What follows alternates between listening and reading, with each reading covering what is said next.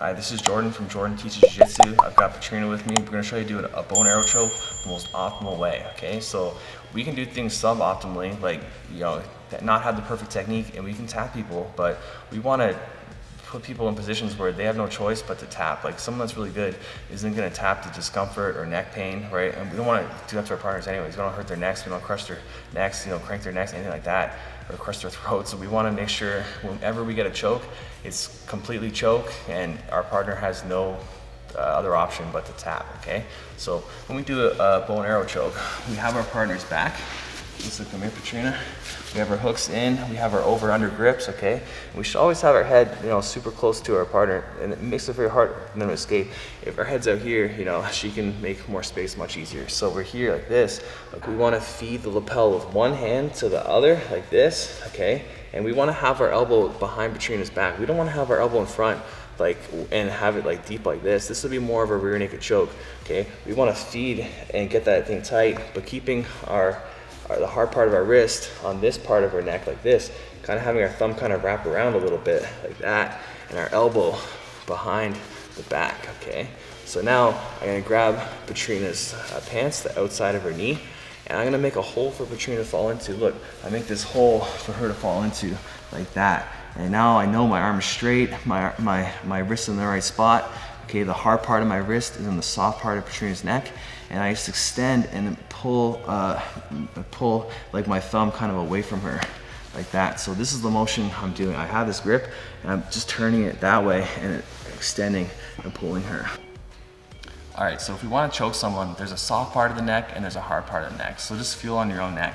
This is the hard part right here, okay? That's muscle.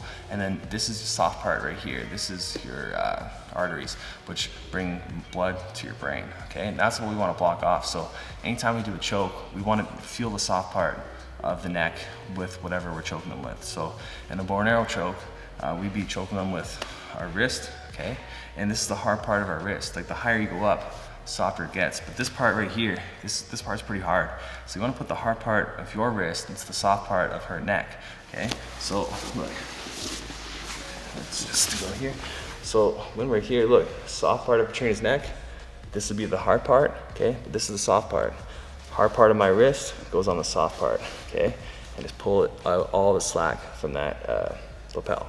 Okay. So when you're actually grappling, you don't actually find yourself in this position where you're both sitting up, looking the same way, right? I have someone's back. We're either going to be on our underside, okay, or our overside. So we'll look at how to do the bow and arrow choke from the underside. So if we're here like this would be our underside, okay?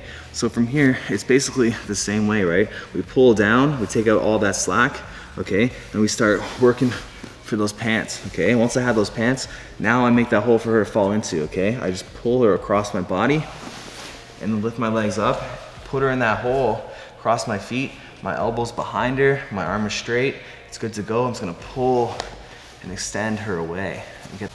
So now we're gonna look at the overside. So we're here on the overside, and things change quite a bit from the underside. So from here, our hand's pretty deep, so we want to bring it behind her, okay? So we got to get onto our elbow, putting our elbow on the mat. We want to pull this lapel down, feeding it to the other hand, getting it super tight, okay? And I want to take my hand and grab her wrist just for better control from here. So now look at this hook here. I don't need this hook anymore. It's gonna make it hard. I gotta get this leg over her shoulder. So here, it's not gonna help me. So what I'm gonna do is, I'm gonna straighten my leg to get it out. I'm gonna go to a technical mount, putting my heel by the hip, bringing my knee right by her shoulder. So I gotta keep my chest behind her back the whole time so she can't start turning into me and getting out. From here, grab the pants. I'm just gonna fall over my shin like this. And now again, putting her into that hole. Connecting my feet, extending, and finishing, just like that. So it's really important from here, I don't have my foot out like that, so when I go to sit back, I'm gonna hurt my own knee. I wanna tuck my leg in like that. Now it's no longer in the equation. I can fall right over, no problem, walking my feet together, finishing just like before.